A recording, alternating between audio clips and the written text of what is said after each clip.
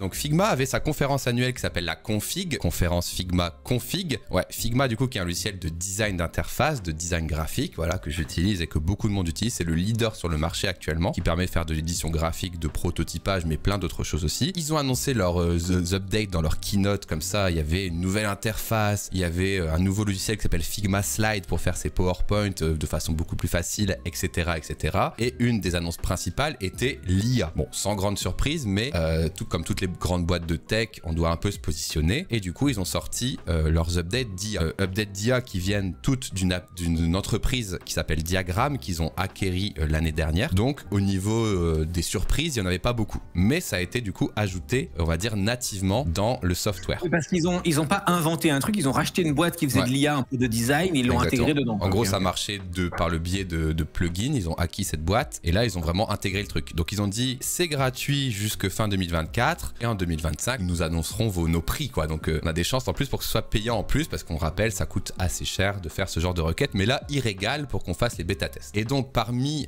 toutes ces mises à jour qui étaient, on renomme vos layers tout seul, on crée vos prototypes tout seul, on peut rechercher des images dans vos fichiers, j'en passe et des meilleurs. Il y a eu la mise à jour la plus, on va dire, la plus effet waouh, c'est Make Design, qui permettait de taper un prompt et d'avoir un fichier de design complètement exploitable. Donc, Not Borrowing Weather App, une application de météo, et hop, ça vient générer. Oh wow! J'avais jamais vu de l'IA pour générer des designs d'applications, c'est impressionnant. Alors, comme te dirait Diffen, il y en existait déjà plein. Là, la force, c'est que c'est du Figma pur et dur en fait. Donc, tu as des vrais composants Figma. Tu vois, sur le côté, c'est des composants qui sont dans des stacks avec des margins propres et tout. Donc, il y a quand même un intérêt derrière ça, c'est que c'est directement exploitable. Tu vois, là, tout ce qui brille, ça va générer des images. Là, oui, parce qu'il faut bien expliquer aux gens qui sont pas de ton métier, c'est que tout ça est parfaitement éditable. C'est-à-dire que là, il te file tout un template par rapport à ce que tu as demandé. Mais après, tu peux le modifier comme tu veux en détail. C'est impressionnant. Comme vous le constatez, une fois que c'est fini, tu peux choisir des thèmes de couleurs avec des fontes, genre une fonte un peu plus studieuse, une couleur plus bleue et tout. Et jusque-là, quel est le drama? Eh ben, pas grand-chose. Mais voilà ce qu'on pouvait faire. Et des gens ont remarqué que cette Weather App ressemblait drôlement à une Weather App assez connue, peut-être de chez Apple. Et donc...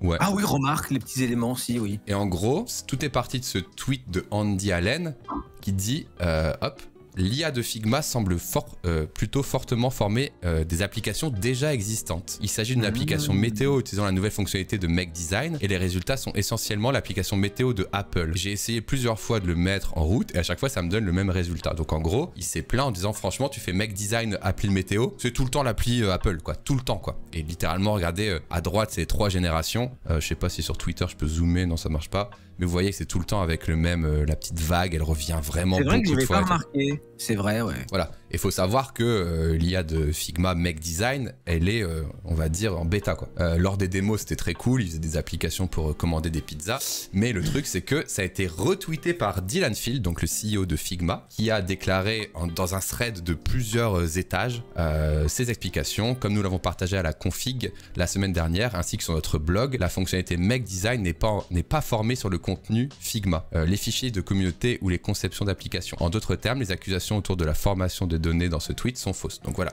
il a expliqué et du coup je vais vous montrer un petit résumé dans cet article. Une seconde. Voilà. Ok, mais il se traîne dans quoi alors? Du coup, son thread il est super long, c'est pour ça je propose de passer sur l'article ici qui résume un peu toute l'histoire. Donc là je voulais juste vous montrer un petit peu. Donc tellement convaincant qu'un designer a testé, il a obtenu des copies de l'appli météo. Donc là on va faire la suite de l'histoire juste ici. Est-ce que Figma n'aurait pas entraîné son modèle un peu trop près des interfaces d'apps comme Apple? Andy Allen concède à ses pairs d'être prudent devant les risques de créer et d'utiliser quelque chose de déjà existant. Figma, par la voix de son cofondateur, a répondu à ce sous-entendu d'une utilisation éhontée des éléments d'interface d'Apple pour entraîner son système. Dylan Field explique que Figma AI ne s'est pas reposé sur des designs conçus par la communauté des utilisateurs du logiciel. Donc en gros, la première déclaration qu'il fait, c'est que ça n'a pas utilisé les Figma des gens. Déjà, première chose. Il ne répond pas du tout à la question. Ouais. Mais non, mais surtout, c'est faux de ouf, parce que dans la phrase d'après, il te dit on utilise des modèles de langage existants sur le marché d'OpenAI. Voilà. Figma AI se sert des modèles de langage existants sur le marché comme OpenAI, combinés avec des systèmes de design que l'éditeur a commissionnés pour les alimenter. Je crois qu'ils utilisent le Amazon,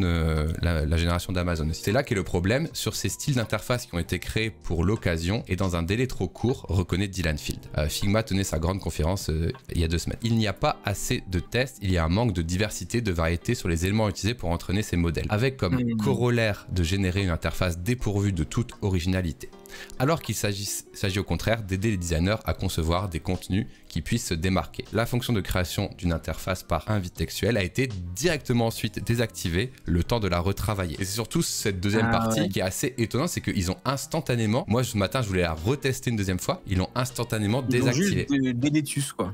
Mais en fait, grosso modo, il y a eu un espèce de drame aussi avec Adobe il y a pas longtemps, parce que Adobe a dit qu'ils allaient utiliser vos fichiers pour entraîner leur IA. Le monde, il y a eu une levée de bouclier de ouf. Du coup, maintenant, les boîtes de créatifs comme ça savent qu'il faut pas entraîner sur les data users, parce que les users qui sont créatifs vont gueuler. Du coup, ils ont voulu faire la bonne chose, c'est-à-dire commissionner des artistes pour faire des trucs custom, pour entraîner leur IA dessus. Le problème, c'est que même ça non plus, ça va pas, parce que du coup, ils ont dû faire ça effectivement en même pas un mois, et en fait, les artistes, ils sont inspirés de trucs qui existaient et qui étaient trop proches. Alors, dernière info pour compléter sur ça avant de discuter, ça, c'est ce qui a été présenté lors de la keynote de Figma. Quand l'IA sera sortie officiellement, tu pourras opt-in pour avoir les IA features. Donc là, déjà savoir si ton équipe ou tes utilisateurs Figma dans ton entreprise ont le droit d'utiliser les IA features. Et le deuxième opt-in, c'est Content Training. Et ça, ils l'ont présenté, ils ont été honnêtes avec nous. Ils ont dit « Let Figma use your team's content to train AI model. Figma take steps to de-identify, donc pour neutraliser les data et protéger votre privacy. » Donc imagine une grande boîte qui traite des données hyper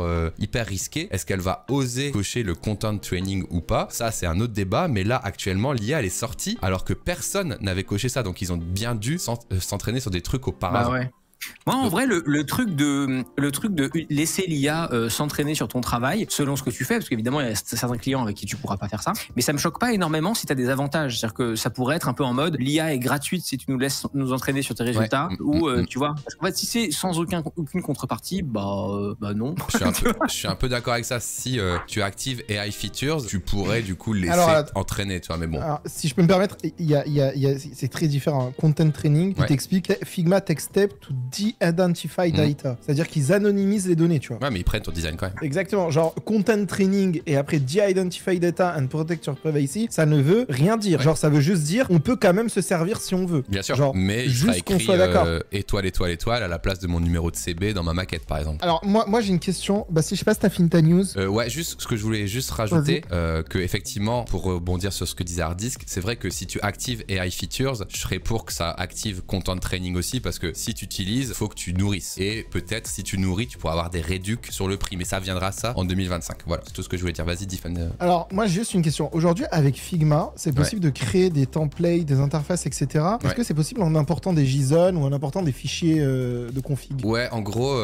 alors pour le contenu ou pour l'interface vraiment? En fait, est-ce que je peux faire glisser un fichier JSON ou un fichier texte et ça me crée tout ça là? Bah, en gros, ce que tu peux faire, c'est créer un composant qui va avoir par exemple ville, température, et ça, ville et température, tu le mets sur un JSON qui a des données, et là, ça te fait des dupliques. Ça, tu peux le faire. L'injection de données. Ok, donc, parce qu'en fait, il faut comprendre une chose. Comment ça fonctionne under the hood, tout ce qu'on voit là à l'écran. En fait, ils utilisent quand même ce qu'on appelle des modèles de génération de langage. C'est-à-dire, en fait, le code, il va te générer des fichiers de configuration dont je sais pas la tête qu'ils ont, mais toi, tu les connais mieux que moi. Et ces fichiers de configuration, ils vont ensuite générer ces interfaces les uns à la suite des autres. Donc, on n'est pas du tout dans un modèle de génération d'images où on va générer des images d'interface. On est vraiment dans de la génération d'interface. C'est du XML, chose qui est intéressante. C'est du XML. Là, exactement. Ok, du XML. Donc, la chose qui est intéressante, c'est que pour générer ces XML, il faut des XML à utiliser pour l'entraînement. Et ces XML à utiliser pour l'entraînement, en vrai, moi, je pense que peut-être ils ont fait leur taf, Figma, et ils ont dit oui, bah, on a engagé des gens, et voilà, ils nous ont créé des XML. La vérité, c'est quoi? La vérité, c'est qu'en fait, ils ont des XML à foison, des millions d'XML à disposition, tu vois. Donc en fait, moi, je pense qu'ils ont dû utiliser certains XML de la communauté, et le truc un peu traître, et ça, c'est ce qu'on constate chez la plupart des... Attends, le truc un peu traître et qu'on constate chez la plupart des techs qui font ça, quand ils te disent oui, on annule et on va le retravailler, en fait, ça veut dire quoi? En fait, ils vont juste rajouter dans le pré-prompt, ne génère pas d'interface comme Apple, comme machin, exactement ce qu'a fait ChatGPT quand aujourd'hui tu lui demandes de générer une image façon dans le style de Léonard de Vinci, il va te dire désolé, je ne peux pas générer une image dans le style du machin. En fait, c'est un peu faux cul, tu vois, c'est-à-dire qu'on garde quand même les mêmes datas, parce que le truc il marche bien, mais en fait, on va rajouter un petit filtre à la fin, ou si tu veux générer un truc pile poil dans la tête d'Apple, bah ça sera pas pile poil dans la tête d'Apple, tu vois. Mais en vrai, moi j'y crois zéro. Oui, vous inquiétez pas, on a payé plein de gens, ils ont pas été entraînés, genre ce truc là, With Design. Attends, parce que ce serait quand même une dinguerie de mentir comme ça. Ils ont rien à gagner à mentir. Mais parce que personne va les auditer, Hardisk. Genre, ils peuvent faire ce qu'ils veulent. Genre, là, en fait, c'est juste. Non, mais là, ils sont. Tout est en open data, tu sais. Mais jamais de la vie. Tout est en open data chez Figma, chez OpenAI. On sait même pas OpenAI. Là, ils ont dit. Attends, là, ils ont dit, on utilise les données d'OpenAI. OpenAI a très bien pu s'entraîner sur des données Figma. Genre, mais enfin, oui, mais c'est une façon de. Mais c'est pas la même chose. Enfin, oui. Mais on ne sait même pas sur quoi a été entraîné OpenAI. On ne sait pas. En fait, désolé. En fait, c'est des boîtes noires à tire-larigot. Les boîtes peuvent très bien te dire non, vous inquiétez pas, on n'utilise rien. Et au final, ils utilisent. C'est pas la première fois qu'on l'a vu. On l'a vu avec Meta, on l'a vu avec Facebook qui a fait la même chose. On l'a vu tout le temps. Moi, je veux pas crier au complotisme.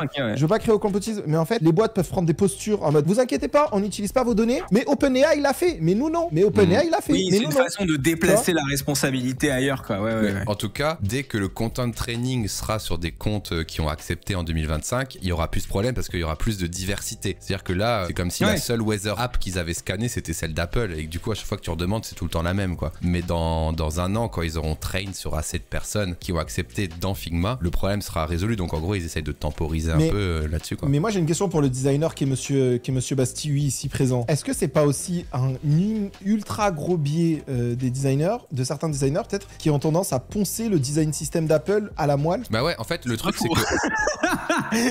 En vrai, moi, je suis assez d'accord. Moi, ça me choque pas que quand tu demandes à une IA de générer une weather app, que ça ressemble à celle d'Apple, parce qu'en fait, on se doute bien que l'IA de Figma, elle a ses débuts. Donc elle a scanné les standards, tu vois. Et les standards, bah, c'est l'appli d'Apple. Et puis des fois, les standards, c'est tous les designers / tous les autres producteurs de smartphones qui copient la Weather App d'Apple également. Donc au final, ça me choque pas tant que ça. C'est juste que je pense que c'est pas le plus d'avoir peur d'avoir volé Apple, c'est plus la non-diversité qui faisait peur aussi à ça, en mode, bah, tellement il y a peu de diversité, on voit bien que vous avez que ça dans votre database, quoi. Est-ce que quand un designer, et toi, vu que tu as été à San Francisco, est-ce qu'ils te vendent ça comme un outil d'aide à la création? Est-ce qu'ils te vendent ça comme un outil qui va te servir de template, ou est-ce qu'ils te vendent ça comme un outil clé en main qui va te permettre de créer des apps à la demande? Tu vois, à quel niveau de la chaîne de valeur ils sont mis? Putain, j'utilise des mots mais tellement intelligents aujourd'hui. En gros, Figma, leur mantra, c'est celui-ci: eliminate the gap between imagination and reality. Donc en gros, ils disent Figma, ça doit être l'outil qui te permet, quand tu as une idée, qu'il y ait moins de friction possible jusqu'à la mettre sur ton ordi, tu vois. Donc ça passe par plein d'outils, mais en gros, c'est de faciliter. Oh, j'ai une idée d'appli. À une époque, tu la sortais en un mois parce que les outils étaient assez primaires. Là, tu peux aller super vite. Et du coup, si tu veux savoir mon avis sur les fonctionnalités d'IA, c'est que Figma, en ce moment, ils sont en train d'essayer de conquérir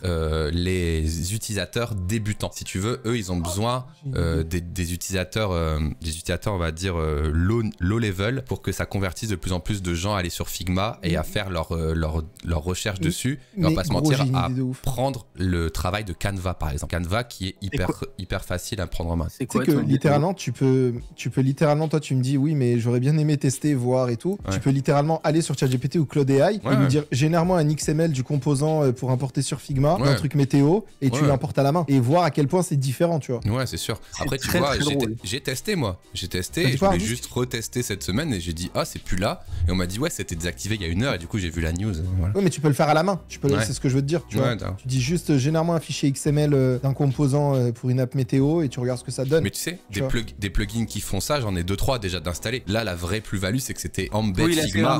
C'est natif, donc tu vois, alors t'as le petit widget de couleur. Après, tu peux reprompt par-dessus. Après, tu peux lui demander rends-le un peu plus fun. Enfin, tu vois, c'est un peu plus poussé que de balancer des XML parce que c'est inapp. Moi, déjà, je pense que quand tu vas faire ça, ce sera marrant pendant une semaine. Mais après, si tu veux vraiment un truc poussé et que tu fais pas juste le blog de ton équipe de volleyball, bah, tu pourras pas aller plus loin. Et le truc, c'est que c'est comme si tu prenais un template WordPress gratuit tout fait ou un truc Wix. Ça vole pas le travail d'un designer parce que celui qui va s'amuser avec ça tout seul, c'est quelqu'un qui aurait, dans tous les cas, pas appelé designer parce qu'il a 0 € de budget. Donc ça me choque pas. En plus, ça, il faut être abonné à Figma. Donc il faut déjà payer ses $20 par mois, plus peut-être un prix supplémentaire. Donc c'est pas accessible à tout le monde non plus. Donc à mon avis, ça vole pas vraiment le travail des designers. Ceux qui vont faire que ça, c'est qu'ils avaient aucune ambition. Comme ceux qui font générer une photo ou une œuvre d'art, c'est qu'ils ont pas vraiment d'ambition de créativité derrière. C'est très intéressant.